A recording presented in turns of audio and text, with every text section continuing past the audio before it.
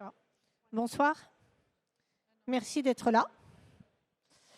Ce soir, la GJH, qui est l'Association des journalistes du jardin et de l'horticulture, vous invite donc à un débat sur la ville à hauteur d'enfant. Alors, la ville à hauteur d'enfant, imaginez une ville où chaque enfant peut sortir de chez lui sans être accompagné, où il peut explorer, jouer et grandir en toute sécurité. Une ville où les rues ne sont pas des couloirs de vitesse, mais des espaces de vie, de rencontre, de créativité. Une ville qui écoute ses plus jeunes citoyens et les considère comme des acteurs à part entière de leur environnement. Cette ville existe déjà en partie dans des initiatives pionnières, comme celle de Fano en Italie, ou dans des quartiers qui osent repenser l'urbanisme à l'échelle des enfants. Pourquoi parler de ville à hauteur d'enfant ? Parce que les enfants sont les premiers à subir les dysfonctionnements de nos villes. Des trottoirs trop étroits, des rues dangereuses, des espaces publics conçus pour des voitures plutôt que pour des piétons. Pourtant, une ville adaptée aux enfants est une ville qui fonctionne mieux pour tous. Comme le disait Francesco Tonucci, pédagogue et initiateur du projet de la ville des enfants, une ville qui fonctionne pour les enfants fonctionne pour tout le monde. En effet, une ville où un enfant de 8 ans peut se déplacer seul est une ville où les personnes âgées, les personnes à mobilité réduite et tous les citadins se sentent en sécurité et à l'aise. Quelques principes clés. La ville sociale, parce que les enfants ont besoin de lieux où ils peuvent rencontrer leurs amis, jouer et interagir avec leur environnement. Ça signifie des espaces publics ouverts, des écoles intégrées dans le tissu urbain et des quartiers où les liens sociaux se créent naturellement. La sécurité, bien sûr, qui ne se limite pas à l'absence de danger, mais inclut aussi la présence rassurante d'adultes, des rues apaisées, des espaces bien éclairés et accessibles. Une ville où on se déplace facilement. Les enfants doivent pouvoir se déplacer seuls, à pied ou à vélo, sur des chemins sécurisés, bien connectés. Cela implique naturellement de repenser nos infrastructures pour privilégier les mobilités douces. Enfin, d'ailleurs pas enfin, encore un point, une ville végétalisée. Les enfants ont besoin de nature pour jouer, explorer et apprendre. Des arbres, des parcs, des jardins urbains ne sont pas des luxes, mais des éléments essentiels de leur développement. Et puis, enfin, une ville qui écoute ses jeunes citoyens. Une ville qui les inclut dans la démocratie. Les enfants ne sont pas seulement des bénéficiaires passifs de la ville, mais des acteurs capables de contribuer à sa transformation. Et leur parole peut être intégrée dans les décisions à travers des conseils d'enfants, des ateliers participatifs ou des projets co-construits. Construire une ville à hauteur d'enfant, c'est aussi repenser notre rapport à l'espace public. Cela demande un engagement politique fort, une collaboration entre élus, urbanistes, enseignants et bien sûr les enfants eux-mêmes. Comme le montre l'expérience de Fano, cela implique de ralentir la circulation, redonner de l'espace aux piétons et de créer des lieux où les enfants peuvent s'approprier leur ville. On peut commencer aujourd'hui.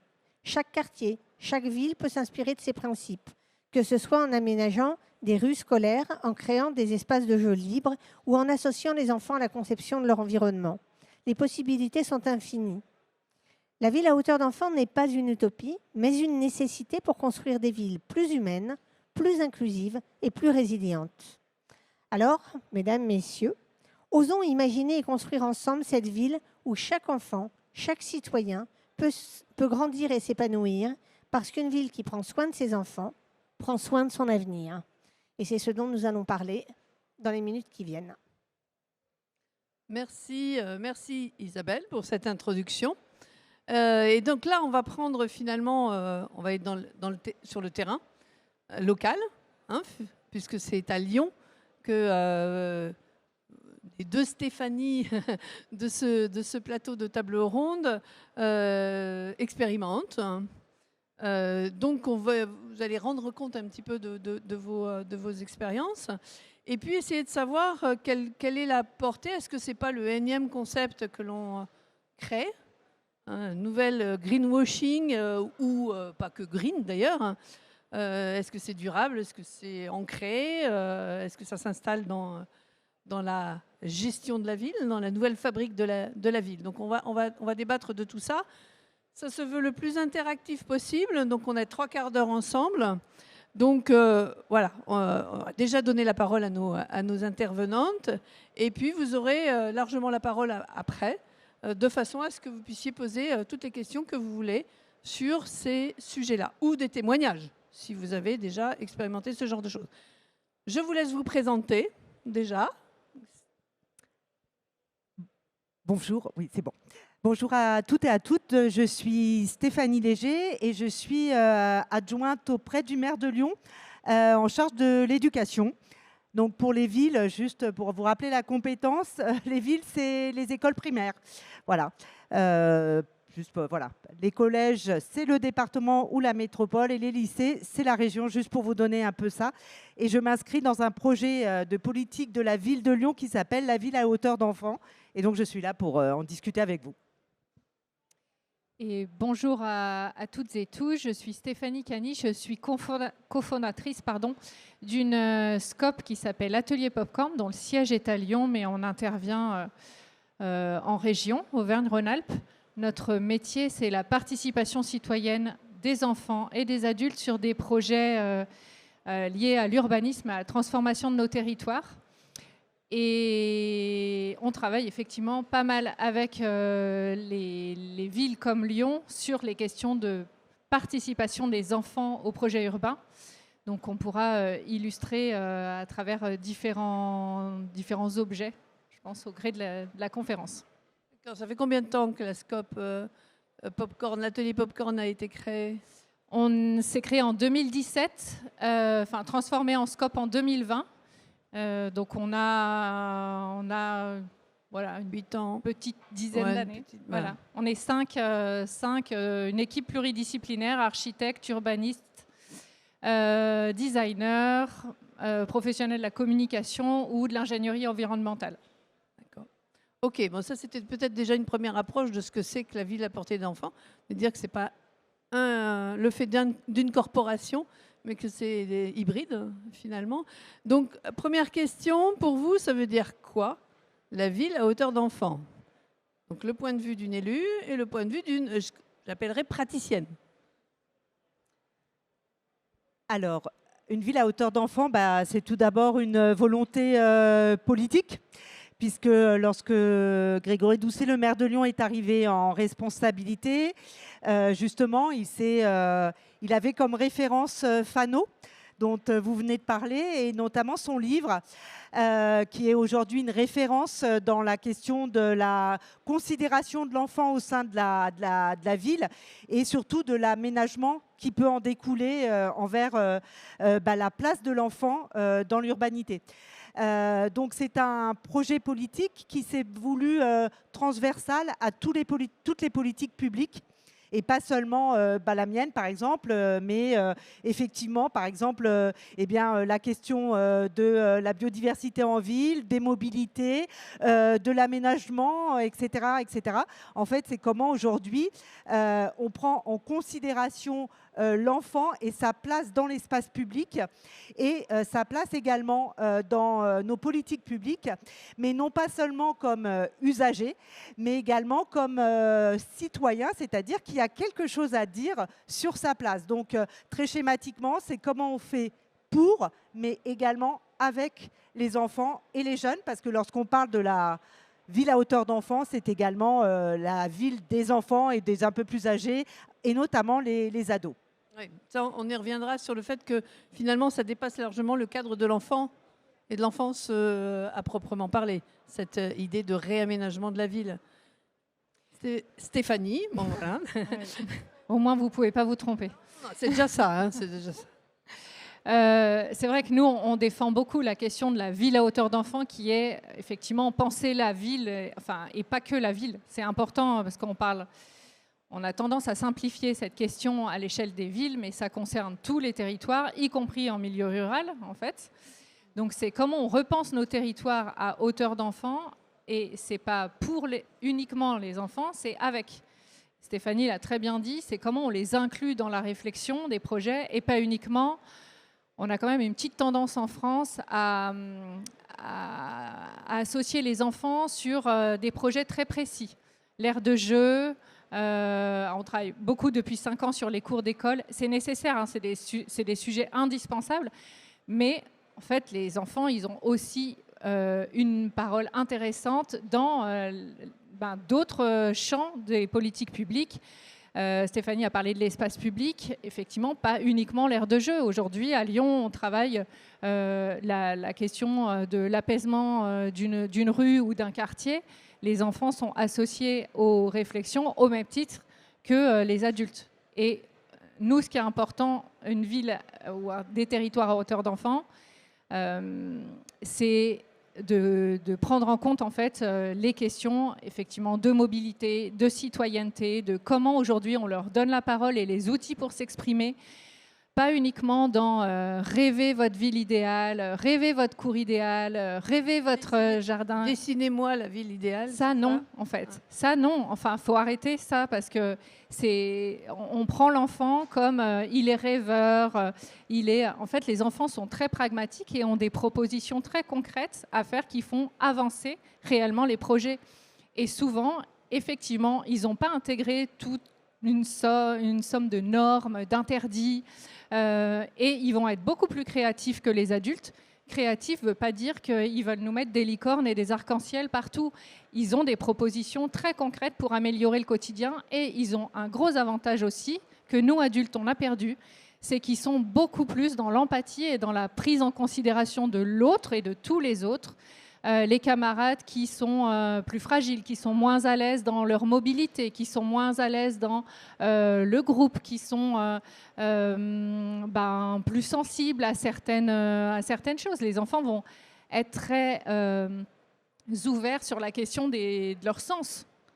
Eux, ils traversent l'espace public et ils vont apporter leur contribution en prenant en compte non seulement leur voisine qui est plus âgée, leur copain qui s'est cassé la jambe, mais aussi dans leur expérience de trajet, de la maison à l'école, de ça sent bon, c'est agréable à regarder. Des émotions, quoi. Exactement. Que l'adulte a tendance à perdre un peu.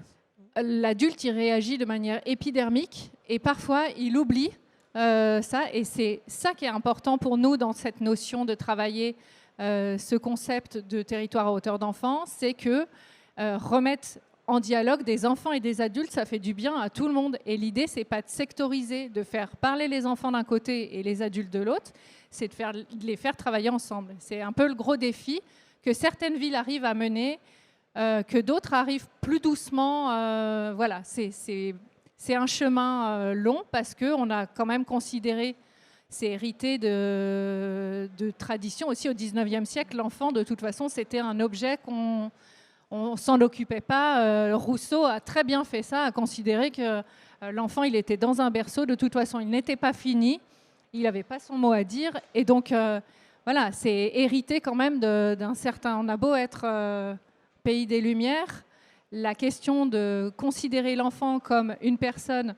intéressante dans sa construction, dans sa place dans la société, c'est relativement récent. Donc il va falloir du temps aussi pour y arriver à tout ça. Qu'est-ce qu'ils demandent les enfants? Est-ce qu'ils demandent à avoir plus de verre dans la ville? Est-ce qu'ils demandent à être tranquille? Est-ce qu'ils demandent à plus voir de voitures? Qu'est-ce qu'ils demandent? Alors, effectivement, ils demandent des choses que les adultes, généralement, ont plus de mal à accepter. La première chose qu'ils nous disent, c'est moins de voitures qui circulent, moins de voitures qui stationnent. Et pourquoi? Alors, d'habitude, j'aime bien avoir un petit mètre sur moi que j'ai oublié, là.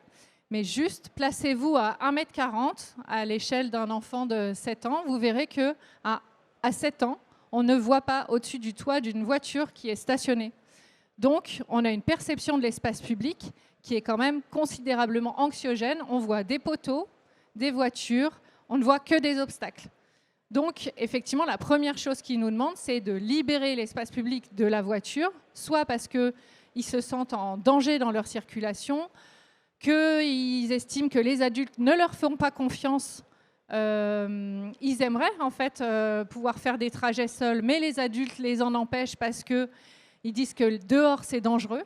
On est quand même passé en 40 ans de trajets en autonomie chez les enfants La génération de mes parents, ils étaient capables de faire à 8 ans des trajets jusqu'à 6-7 km à pied en autonomie.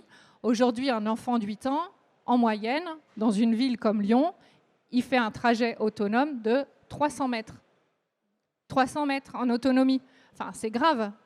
Donc, la première chose qu'ils demandent, effectivement, c'est moins de voitures, plus de végétal, parce qu'ils sont très sensibles au végétal, mais pas n'importe quoi.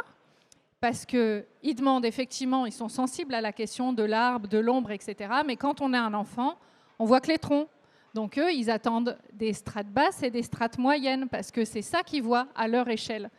Un territoire... Sauf s'ils peuvent monter dans les arbres, là, ce serait génial. Mais bien sûr qu'ils demandent des arbres. Mais souvent, d'ailleurs, on leur dit, ils sont trop jeunes, vous ne pouvez pas grimper dedans. Donc ils demandent aussi des fleurs, des buissons. Il y a beaucoup d'interdits aussi, quand même, même les espaces verts. Il y a beaucoup d'interdits, donc l'enfant, il ne comprend pas non plus ce genre de choses. Eh ben, il demande moins de barrières aussi. Moins de barrières, plus d'accès au végétal. Il demande de pouvoir toucher, de pouvoir sentir, de pouvoir cueillir. Et ça, c'est compliqué, en fait, de faire cohabiter la transformation de l'espace public et ces expériences-là. Avant donc de prendre un projet ou deux projets, enfin, comme vous le souhaitez dans la ville, dans la grande ville, quand même, métropole de Lyon, moi, je voulais savoir si c'était finalement spécifique à la ville. Parce que ce que vous dites là, les enfants de la campagne ou du village ou de bourg subissent exactement la même dictature de l'adulte. Donc, est-ce que vous avez travaillé dans des villes de plus petite taille où finalement la problématique de l'enfant était la même? Alors, elle est la même et elle est différente, dans le sens où on a travaillé dans des toutes petites communes. En fait, l'accès à la nature est beaucoup plus facile, évidemment, en milieu rural. Pour autant, on voit bien que les habitudes et les pratiques des familles, ils ne passent pas tout leur week-end dehors. Ils ont une pratique aujourd'hui du dehors qui n'est pas si extraordinaire que ça. Et qu'aujourd'hui, quand on regarde les statistiques du nombre d'heures que les enfants passent dehors, en gros, du trajet domicile-école, mais vraiment sur un temps de loisir, et ben, que ce soit en ville ou à la campagne, finalement, il y a un écart, mais qui n'est pas si énorme que ça. Et en termes de mobilité piétonne, pour le coup, les villes sont meilleures qu'à la campagne, parce que les enfants à la campagne marchent très très peu. Ils ont une endurance très petite. Enfin, je pense que Stéphanie parlera de l'accompagnement de la classe dehors à l'échelle de la ville de Lyon, qui est quand même quelque chose de nouveau, qui a été considérablement appuyé et dont on voit aujourd'hui les bienfaits en peu de temps. Donc, à la campagne, oui, il y a accès au végétal plus facilement, mais les enfants ont une maison avec un jardin. En fait, si on se cantonne à juste l'accès au vert dans un espace privé, on a une expérience de nature qui est quand même considérablement réduite. C'est une moyenne, hein, évidemment, qu'il y a aussi des enfants qui passent leur temps à randonner, et tant mieux, et c'est le cas aussi en ville. Et ce que vous disiez aussi, c'est qu'il y a cette dimension végétale nature, effectivement, au monde vivant, mais il y avait aussi les échanges avec des adultes, notamment, et avec tout type d'adultes. Et ça, ils ne l'ont pas, même s'ils ont un accès plus facile à la nature, ils ne l'ont pas forcément avec les autres êtres humains qui les entourent. Donc, c'est un peu ça, ce que vous disiez tout à l'heure, sur la dimension de la ville à portée d'enfance, c'est aussi les échanges, c'est aussi de faire une ville qui soit dans le vivre ensemble. Et exactement, et bon, j'allais dire l'exemple que tout le monde aura en tête pour voir la différence entre ville et campagne. Vous regardez les cours d'école, comment elles sont faites, que ce soit en ville ou à la campagne, elles ressemblent à peu près à chaque fois à la même chose. On dirait un parking, c'est une grande dalle de goudron, avec quelques tracés blancs au sol et pas de relief, pas d'expérience. Et heureusement, ça commence à changer depuis 5 ans. Oui, et zéro risque, en fait. Alors là, si vous pourriez prendre 2 exemples qui, pour vous, sont emblématiques du réaménagement d'un quartier, dans l'optique de la rendre, d'intégrer les enfants, pourquoi pas dans sa gestion, éphaser peut-être. À partir de quand ça a commencé? Vous avez dit que ça peut aller vite, les effets, et quels effets ça a sur les enfants? Qu'est-ce qu'ils vous restituent également comme expérience? Et comment vous faites évoluer éventuellement aussi un projet qui a été déjà mis sur pied. Alors, moi, j'aimerais juste revenir, et je vais répondre à votre question, mais ça va compléter. Je pense que aujourd'hui, l'aménagement d'une ville, quelle qu'elle soit, hein, que ce soit une grande ville comme Lyon ou ailleurs, il est fait par des adultes. Il faut être très clair. Et il est fait de façon fonctionnelle. On est d'abord là, quand on aménage Lyon, eh ben, pour pouvoir se rendre rapidement à son travail, pour se déplacer, faire ses courses, etc. Il peut y avoir une fonction esthétique parfois, mais c'est avant tout la vision fonctionnelle. Or, aujourd'hui, les enfants ne portent pas forcément ce regard. Ils peuvent avoir un regard pratique, mais ils sont, comme l'a dit Stéphanie, dans la question du regard émotionnel, dans la question aussi du relationnel, c'est très très important pour eux, et du sensoriel. Et donc aujourd'hui, je pense que lorsqu'on pense la ville à hauteur d'enfant, eh bien, il faut qu'on puisse entendre justement ce que nous disent les enfants, et je pense que c'est pratiquement la chose la plus difficile à faire. Parce que d'abord, il faut savoir écouter, mais il faut savoir entendre ce qu'ils disent. Je vais vous prendre un exemple très concret qui est la cour d'école dont Stéphanie parle. La cour d'école, aujourd'hui, c'est pratiquement l'aménagement qui a le moins évolué depuis 1950-1960. C'est un ensemble, c'est une étendue très bitumisée où il y a à la rigueur 2 cages de sport collectif, de moins en moins de jeux. Et pourquoi ? D'abord parce qu'il fallait que les enseignants puissent avoir les enfants sous leurs yeux et les surveiller. Il fallait que ça demande le moins d'entretien possible. Et ensuite, il fallait que les enfants ne se fassent pas mal. La question du risque. Quand vous interrogez un enfant, ça va être tout le contraire de ça. L'enfant, il veut se cacher et échapper au regard de l'adulte, que ce soit celui de son enseignant ou alors, lorsqu'il est dans un parc, dans une aire de jeu pour enfants, de celui de son parent. Voilà. Ensuite, eh ben, un enfant, la cour bitumisée, ça ne lui suffit pas. Il faut qu'il puisse escalader. Vous savez combien les enfants ont besoin de bouger. Il a besoin de se dépenser, de courir, mais également aussi peut-être de s'isoler, ou alors d'être à 2 ou 3 sur un jeu de société, ou alors de mettre les mains dans la terre parce qu'il faut qu'ils construisent des choses, etc. Donc la prise en compte des besoins de l'enfant ne correspond pas aux besoins fonctionnels des adultes.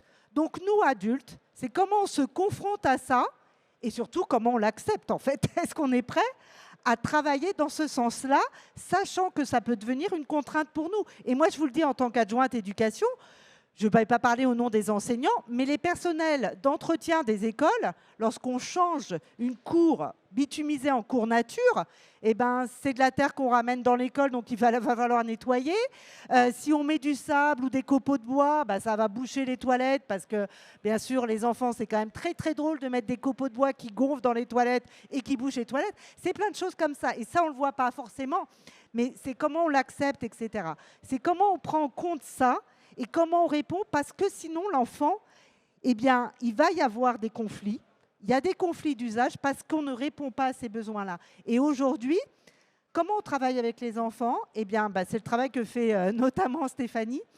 D'abord, on consulte les enfants. Et quand je dis consulte, c'est vraiment toute une période qui va être assez longue, de 3-4 mois, où on va interroger l'enfant sur...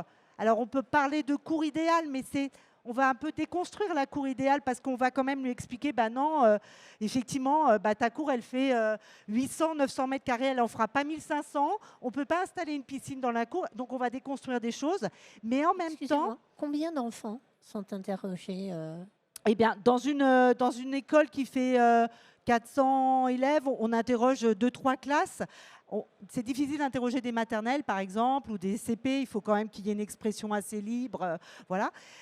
Et encore, ça dépend réellement comment on récolte la parole, en fait. C'est ça. Donc, il y a toute cette période-là où on travaille avec les enfants.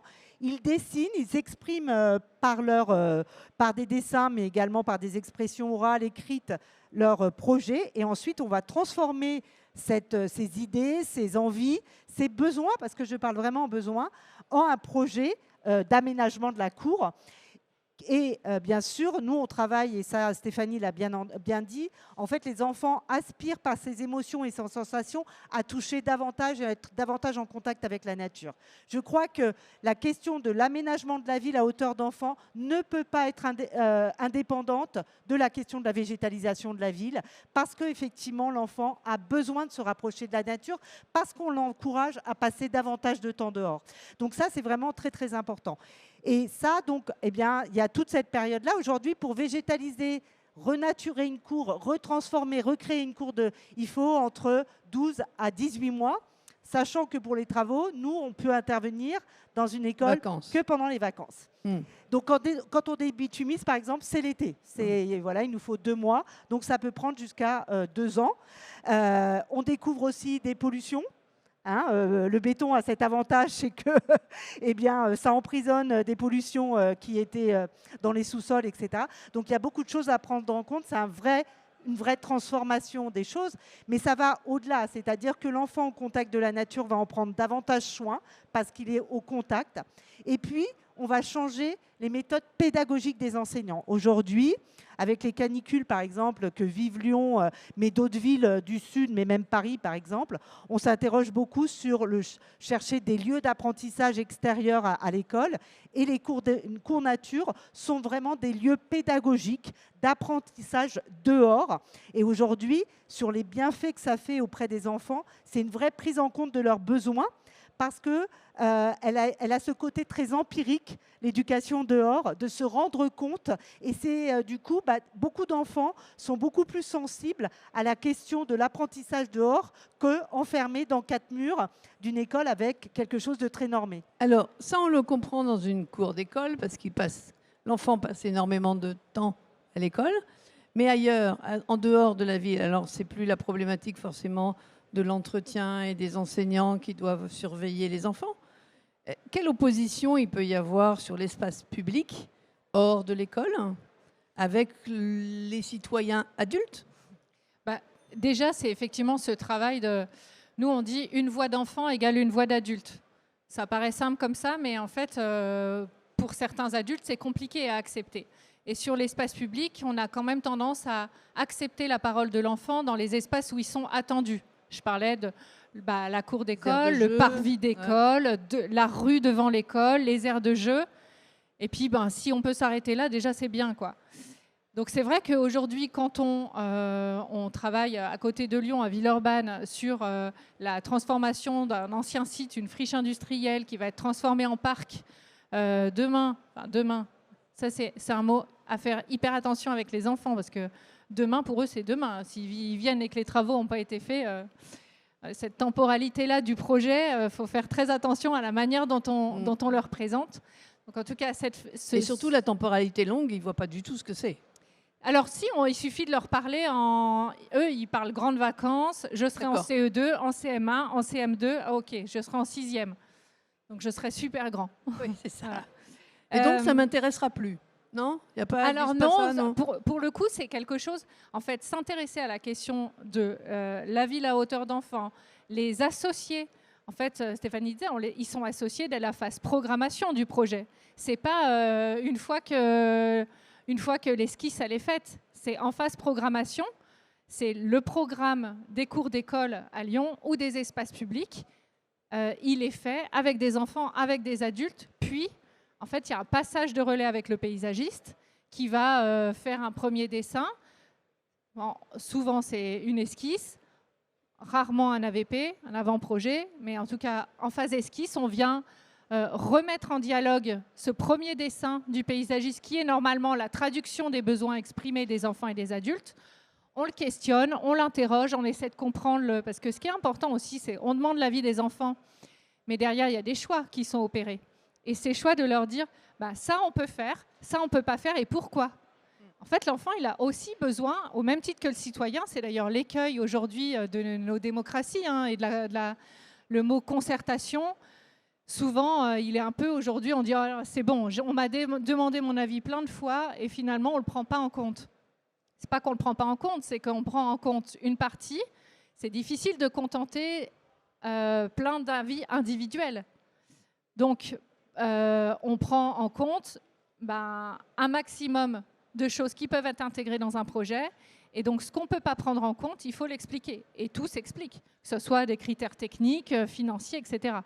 Donc ça, c'est important de les associer sur la phase d'étude du projet. Pourquoi pas en phase chantier, les enfants participent aux plantations des espaces publics, aux plantations de leurs cours d'école.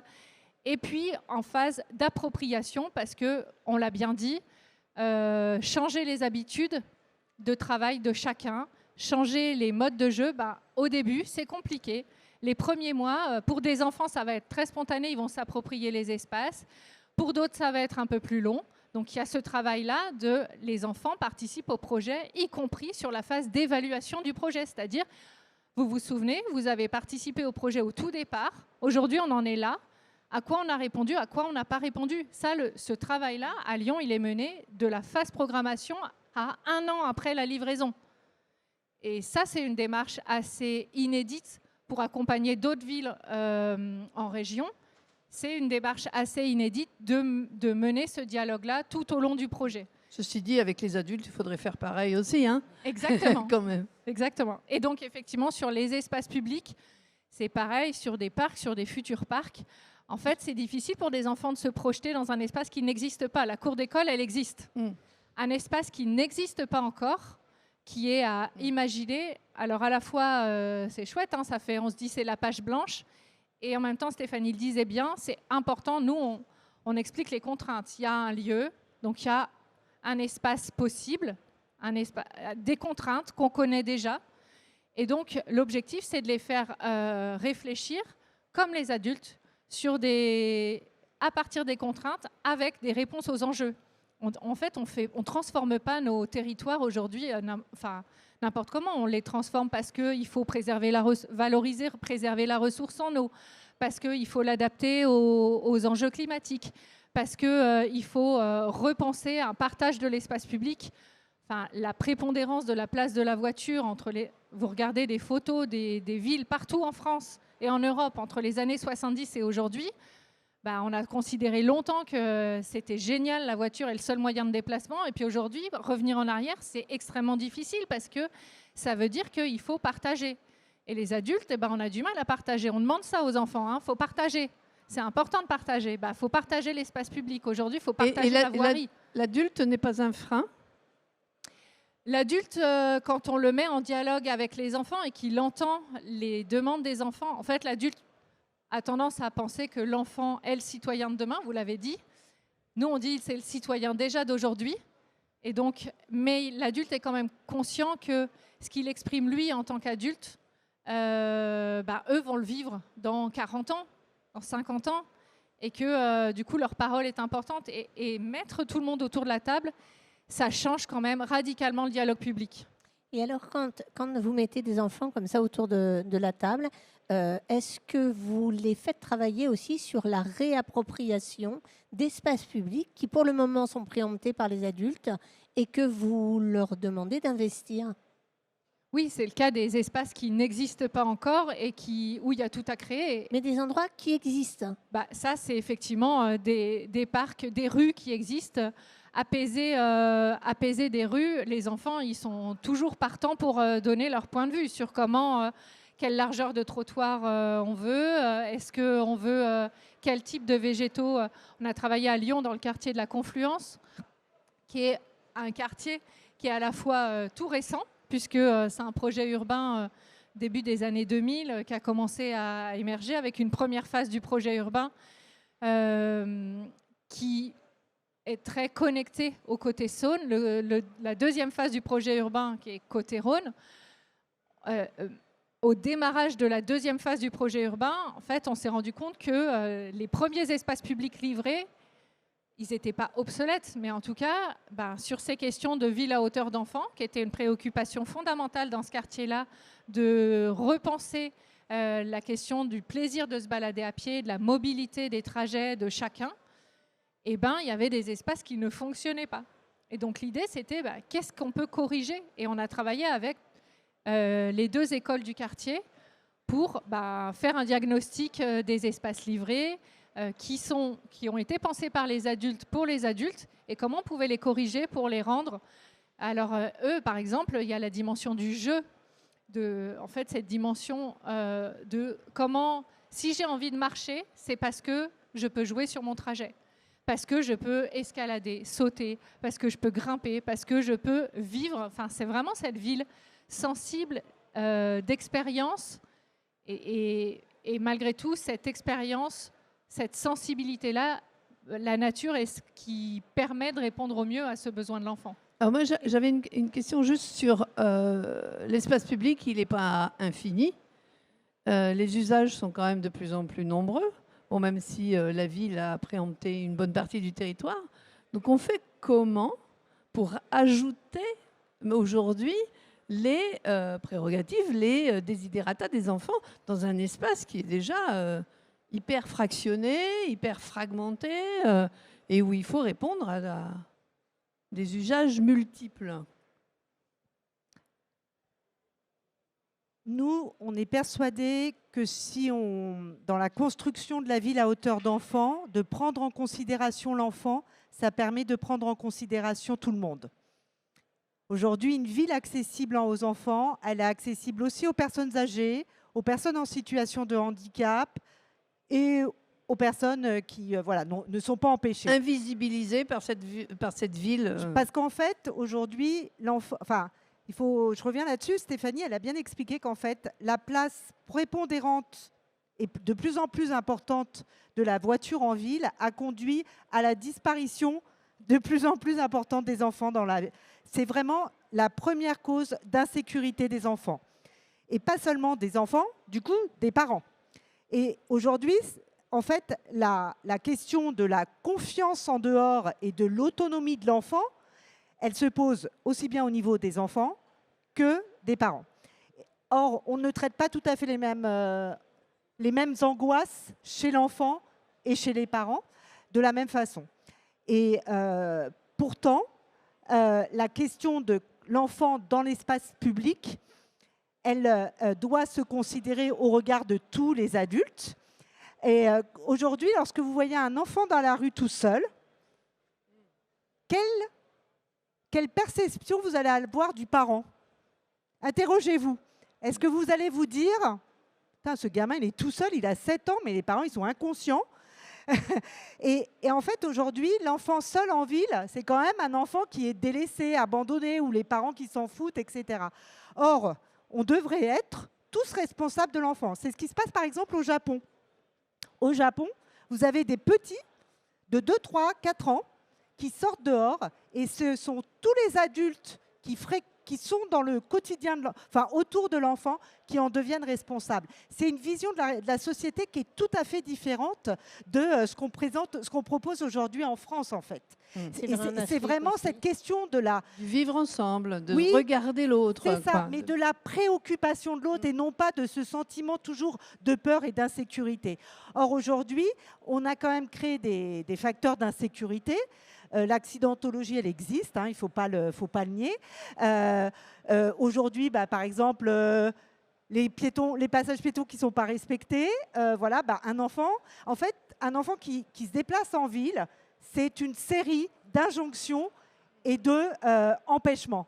Non, tu ne traverses pas, tu dois regarder le feu vert, tu ne dois pas courir, tu ne dois pas faire ceci, tu ne dois pas faire cela. Alors que l'enfant, on lui expliquerait, on serait plutôt dans la permission. Je pense qu'on changerait vraiment sa confiance et sa capacité à être autonome de l'adulte et sa confiance aussi dans tout ce qui peut l'entourer. Et je pense que ça, on a mis en place à Lyon des boutiques qui s'appellent Angela, où les femmes qui se sentiraient en insécurité peuvent rentrer pour dire où je me sens suivie, où ça ne va pas, etc. Eh bien, on est en train de réfléchir pour que ce même dispositif profite aux enfants. C'est-à-dire, c'est quoi? C'est n'importe quel commerçant qui dit... des commerçants, il y a un logo, un petit macaron. Macaron, ou je ne sais pas, pour une question X ou Y, si c'est les restaurants le soir, etc. Mais en fait, l'enfant doit également pouvoir interpeller un adulte et de se dire, bah voilà, si j'ai un problème, si je suis perdu, je dois aller à l'école et je me suis trompé de rue, etc. Je pense qu'aussi, il faut recréer des choses où on tient compte en fait de l'enfant. Et je pense qu'aujourd'hui, l'espace urbain et l'espace rural certainement ne tient pas compte et ne l'envisage pas ou ne l'envisage que dans des espaces qui lui sont consacrés. Et c'est facile du coup, parce que c'est sécurisé, parce que en plus ça lui sera consacré. Voilà, donc il ne vit pas avec nous et on ne tient pas compte de lui en fait. Et on ne le regarde pas plus que ça, on ne le regarde pas plus en considération ce qu'il est. C'est ça. Et donc vous parlez de vivre ensemble, c'est ça en fait. C'est comment tout le monde trouve sa place et on s'aperçoit qu'aujourd'hui de réfléchir à la place de l'enfant nous permet de réfléchir à la place de chacune et chacun suivant ses propres besoins spécifiques en fait. Avant qu'on donne la parole à la salle, c'est-à-dire prochainement, je veux bien que vous nous parliez un tout petit peu de votre entrée dans le mouvement Classe dehors et ce que ça signifie à Lyon. Alors, vous le savez, il y a eu une crise sanitaire il y a 4-5 ans qui a été un petit peu un déclic, je pense, pour cette crise sanitaire, pour considérer en fait, on a constaté que les enfants qui sortaient déjà de moins en moins, Stéphanie l'a expliqué, sortaient encore moins et que l'environnement quotidien de l'enfant, c'était l'intérieur et non plus l'extérieur. Pour différentes raisons, être dehors représente un certain nombre de bienfaits, que ça soit sur la question de la santé, sur la question de connaître son environnement, de prendre confiance en soi, d'être en contact, de découvrir le monde, l'extérieur, son quartier, d'être au contact des autres. Et sur la question de l'apprentissage, des pédagogies, on s'est aperçu que apprendre dehors, ça fait appel à des compétences cognitives qui ne sont pas sollicitées dans les 4 murs d'une classe. Et alors, on peut me dire, bah oui, mais ils sont moins attentifs. Eh bien, pas du tout. En fait, il y a certains rituels chez les enfants de primaire, notamment à respecter. Donc, par exemple, quand on fait classe dehors, on va occuper, par exemple, soit le même lieu de cours ou lieu de parc. Ce n'est pas toujours un espace nature. L'espace urbain peut s'y prêter. Mais en fait, l'enfant peut, à travers ce qu'il voit de concret, mieux comprendre ce qui lui est enseigné. La question de l'empirisme, de prendre, la question des choses toutes simples. Lorsqu'on va sur un trajet faire école dehors, il y a la question de l'histoire du quartier. À Lyon, par exemple, on peut aussi interroger l'histoire de la guerre, de la résistance. Il y a la question, par exemple, des mathématiques. Calculer la hauteur d'un arbre, ça représente plus que calculer les quatre carreaux de sa feuille. C'est quand même beaucoup plus concret. Et on s'est aperçu que les enfants adhéraient davantage, étaient très contents d'aller faire école dehors. Et je vais beaucoup plus loin. On a exercé cette approche auprès d'enfants qui sont en situation de handicap, et notamment des enfants qui sont touchés par l'autisme. Et en fait, on s'était dit, être dehors, ils vont complètement se disperser. Et bien en fait, au contraire, certains enfants du spectre, touchés par le spectre autistique arrivent à justement mieux se concentrer, mieux comprendre, mieux appréhender la question des apprentissages et de la question éducative. Et c'est vraiment très, très intéressant. Tous les professionnels qui le pratiquent sont vraiment étonnés des approches. Et par exemple, un enfant qui a des difficultés scolaires que je qualifierais d'académiques, par l'apprentissage dehors, va trouver d'autres façons de comprendre et d'appréhender la question justement académique. À Lyon, en fait, on s'est aperçu, quand nous, on arrivait en responsabilité, qu'en fait, il y avait des enseignants qui pratiquaient la classe dehors, mais comme des électrons libres. Et donc, on a décidé de les mettre en réseau et de créer le premier réseau d'enseignants dehors. D'abord parce que c'est rassurant. Ils peuvent échanger sur leurs pratiques. Et puis, il y avait aussi une question de légitimité. par rapport à leurs collègues et par rapport aux parents qui nous disaient « Ah non, vous les emmenez dehors, mais ça va, les sorties, c'est bon ». En fait, il fallait expliquer aux parents également que apprendre dehors, c'est aussi apprendre, tout simplement. Et donc, tout ça, on a mis en place. On a mis en place des formations, des moyens matériels, parce que quand vous êtes dans un parc, effectivement, il y a beaucoup de gens qui s'émerveillent que les enfants soient dehors. Donc, d'un seul coup, on déboule dans la classe qui est dehors. Mais voilà, enfin, voilà, il y a beaucoup de choses de signalétique qu'on a créées, etc. Et aujourd'hui, le phénomène de la classe dehors, c'est devenu un phénomène national. Ça découle beaucoup des pays du Nord, hein, mais voilà. Et il y a des très grandes manifestations qui nous rassemblent sur des échanges de pratiques dans plusieurs dizaines de collectivités en France, quoi. Bon, merci, on pourrait en parler encore pendant plein d'heures, mais comme on a promis quand même de vous laisser la parole, une partie de la parole, alors on a juste le temps pour 2 questions, désolé, mais après vous pourrez échanger en aparté avec nos 2 Stéphanie. Donc, qui se lance? Des questions, pas de questions? Non. Ah, bon. Bonjour, Eugénie Pontier, ville d'Épinay-sur-Seine, en Seine-Saint-Denis. Quel est le partenariat que vous avez pu tisser avec l'Éducation nationale par rapport à la classe dehors, puisque je suppose qu'il y a tout pas mal d'acteurs et d'actrices en fait autour de ça, et comment ça fonctionne et comment ça se concrétise peut-être sur espace public. Vous parliez d'espace peut-être aménagé particulièrement pour cette classe dehors, et est-ce que ça sert en plus d'autres publics? Enfin voilà, des précisions sur ce contenu. Merci. Alors très rapidement, la classe dehors s'est inscrite dans le Code de l'éducation nationale, mais on dirait que ça ne descend pas dans toutes les strates de l'éducation nationale. Très clairement, ça a été une volonté de la ville, vraiment très très forte. Ça a commencé, en fait, on a une prolongation crèche dehors, école dehors, voilà, périscolaire dehors, voilà. En fait, on allait voir d'abord les enseignants un par un, puis après, on a parlé aux IEN. Et puis un jour, on a emmené le DAZEN, donc c'est-à-dire l'inspecteur académique, donc le grand chef de l'éducation nationale sur un territoire. On l'a emmené à une rencontre, et là, il s'est aperçu qu'il y avait 150 enseignants qui pratiquaient l'école dehors à la ville de Lyon, et qu'ils ne le savaient pas, tout simplement. Voilà. Et en fait, c'est là où la rencontre avec l'éducation nationale est importante, parce qu'ils ont un quota d'heures de formation consacré essentiellement à la lecture et aux maths depuis quelques années. Et on leur a dit, ça serait bien que vous encouragiez la formation sur l'école dehors, sur la classe dehors. Et là, effectivement, il commence à y avoir des réflexions. Mais par exemple, sur une ville comme Lyon, où il y a 7 ou 8 IEN, donc inspecteurs de l'éducation nationale, il y en a la moitié qui n'en parlent pas du tout. Et il y en a d'autres qui le poussent. Donc, en fait, c'est pour ça qu'on est passé par les enseignants. Alors, une deuxième question. Oui, bonjour. Et la dernière, je suis désolée.